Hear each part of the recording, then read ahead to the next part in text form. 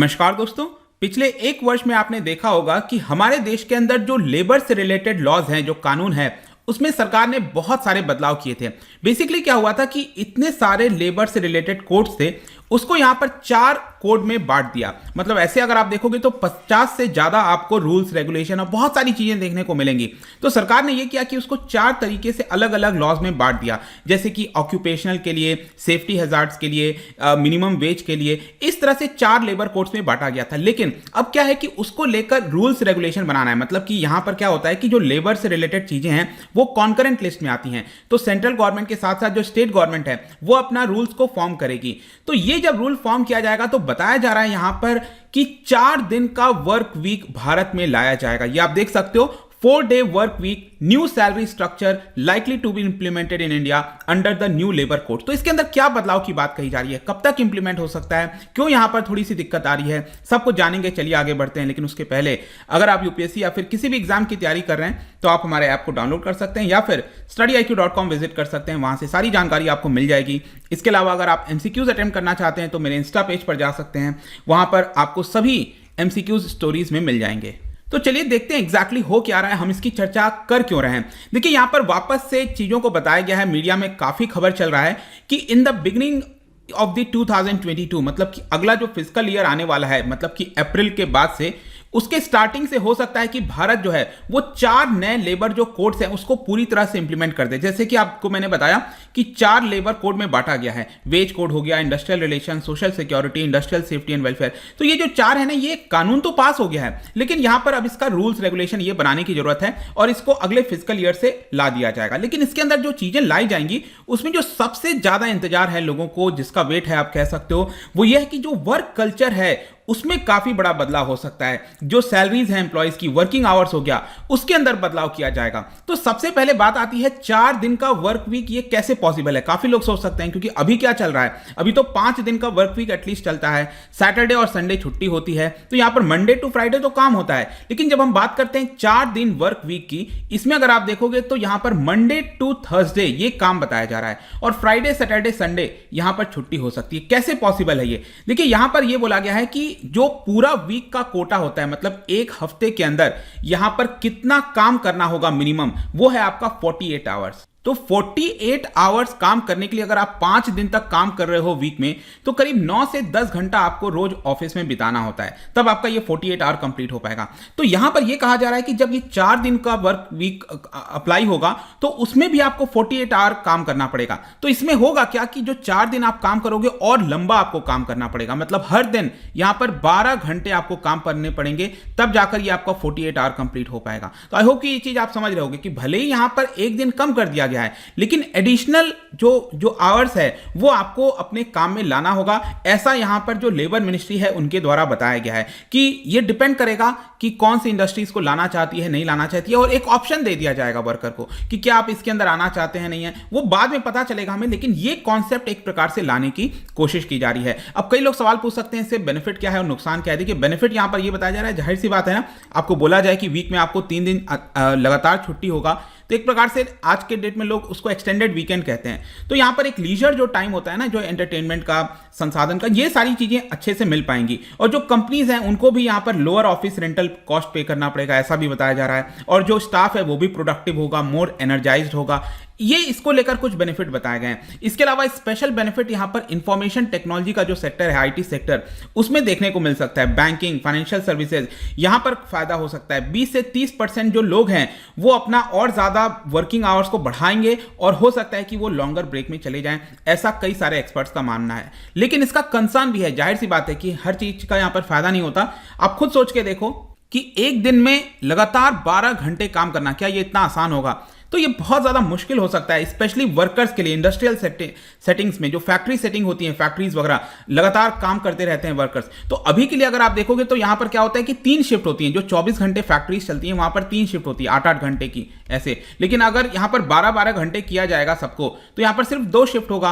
अब इससे होगा क्या कि एम्प्लॉयमेंट भी घट सकता है, क्योंकि यहाँ पर तो क्या है, 3 शिफ्ट है तो 3 प्रकार के लोगों को यहाँ पर काम मिल जाता है। अगर आप इसको 2 में बांट दोगे तो 12-12 घंटे, तो हो सकता है कि यहाँ पर एम्प्लॉयमेंट में दिक्कत आ जाए।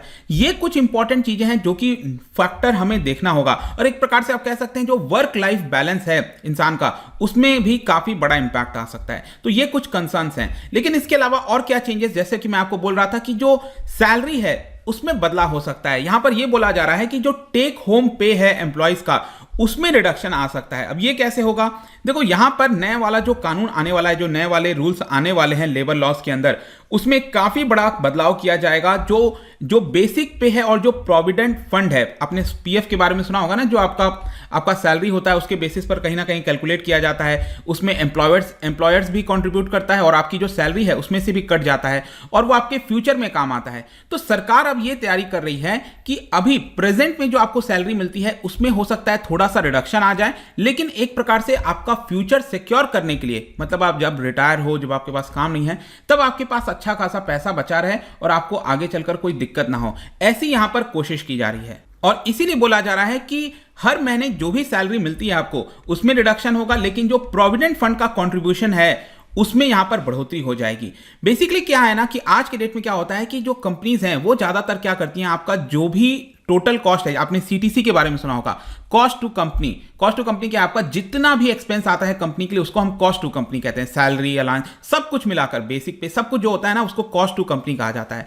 तो आज के डेट में कंपनी ज्यादातर क्या करती हैं, जो अलाउंसेस वगैरह हैं उसको बहुत बढ़ा देती हैं। सपोज मान लो 100 रुपए सैलरी है, तो 100 रुपए में से हो सकता है 60%, 60 रुपए या फिर 65 रुपीज, यहां पर क्या होता है कि अलाउंसेस के तौर पर चला जाता है। आपको बहुत से बेनिफिट दिए जाते हैं, चाहे होम अलाउंस हो गया, ट्रैवल अलाउंस हो गया, बहुत सारी ऐसी चीजें हैं जो आपका ये इसके अंदर आ जाती हैं, और 30 से 35% आपके पास सैलरी आ गई। लेकिन अब सरकार ये रूल लेकर आ रही है कि अलाउंसेस कोई भी कंपनी 50% से ज्यादा नहीं रख सकती। मतलब ये पहले जो लोग 60%, फिर 65% रख देते थे, ऐसा नहीं कर सकते। अलाउंसेस को अब यहां पर 50% मैक्सिमम रखना होगा। अब आप खुद सोचो, 50% ये अलाउंसेस हो जाएगा, मतलब बेसिक पे क्या है, मिनिमम 50% होगा, तो बेसिक पे क्या आपका बढ़ रहा है, ध्यान से सुनना, बेसिक पे आपका बढ़ रहा है, तो जो पीएफ में कंट्रीब्यूशन होता है, मतलब आपके सैलरी में से काटा जाता है, वो एक्चुअली डिटरमाइन होता है आपके बेसिक पे से। आ रहा समझ में? वो ओवरऑल सैलरी पर डिटरमाइन नहीं करता है, सीटीसी पे डिटरमाइन नहीं करता है, वो जो बेसिक पे है आपका, उससे कंट्रीब्यूट होता है आपका पीएफ का अमाउंट। तो जाहिर सी बात है ना कि जब आपका बेसिक पे बढ़ेगा, ये 35 से लेकर ये 50% बढ़ेगा एटलीस्ट, तो यहां पर क्या हो रहा है कि पीएफ का कंट्रीब्यूशन बढ़ रहा है, मतलब प्रोविडेंट फंड में आपका पैसा चला जा रहा है। फ्यूचर में आप उसको यूज कर पाओगे, करंट में आप उसको यूज नहीं कर सकते। आप इसको एग्जांपल से ले सकते हो, 50,000 की सैलरी है, अब 25,000 आपका बेसिक पे हो गया, तो यहां पर बेसिक पे आपका बढ़ गया। पहले हो सकता है बेसिक पे आपका 20,000 होगा, लेकिन अब बेसिक पे बढ़ गया तो 25,000 के ऊपर कैलकुलेट होगा जो पीएफ का अमाउंट है, जो भी कंट्रीब्यूट किया जाता है, 12%, 12.5%, जितना भी है। तो आई होप कि ये भी चीज आप समझ पा रहे होंगे कि ये जो नया रूल आने वाला है, इसके तहत जो आपका पीएफ का अमाउंट है उसमें बढ़ोतरी होगी, लेकिन आपकी जो इन हैंड सैलरी है उसमें थोड़ा सा रिडक्शन हो सकता है। फिर नेक्स्ट यहां पर अब क्वेश्चन है आखिरी में कि इंप्लीमेंट कब तक होगा। देखो, जैसा मैं आपको बता रहा था कि ये जो 4 नए कानून लाए गए हैं, इसके तहत यहां पर अभी भी जो राज्य हैं उनको यहां पर अपना रूल्स रेगुलेशन बनाना है, क्योंकि ये कॉन्करेंट सब्जेक्ट में आता है। जो लेबर है वो कॉन्करेंट लिस्ट में आता है 7th शेड्यूल के अंदर, और बहुत सारे स्टेट्स ने अभी ये वाला जो मैंने आपको बताया ना, बेसिक सैलरी और जो 4 दिन का वर्क वाला, उसको कुछ राज्यों ने इंप्लीमेंट किया है। करीब 13 ऐसे राज्य हैं जिन्होंने ड्राफ्ट रूल इसको बना लिया है। भूपेंद्र चौबे जो कि यूनियन लेबर मिनिस्टर हैं, उनका यह कहना है कि यह आता है आपका occupational safety, health and working condition में। मतलब ये आप देख रहे हो ना, ये वाला इंडस्ट्रियल सेफ्टी एंड वेलफेयर, इसके तहत आपका करीब 13 ऐसे राज्य हैं जिन्होंने ड्राफ्ट रूल पब्लिश कर दिया है, प्री पब्लिश कर दिया है। लेकिन अभी भी बहुत सारे ऐसे स्टेट्स हैं, यूनियन टेरिटरीज हैं, जिन्होंने इसको पब्लिश नहीं किया है, तो ये करना बाकी है। इन 4 लेबर कोड में अगर आप देखोगे तो सबसे ज्यादा हाईएस्ट जो है वो कोड ऑन वेजेस, ये वाला जो कोड ऑन वेजेस है, इसमें 24 स्टेट्स ने रूल्स रेगुलेशंस को ले आए हैं।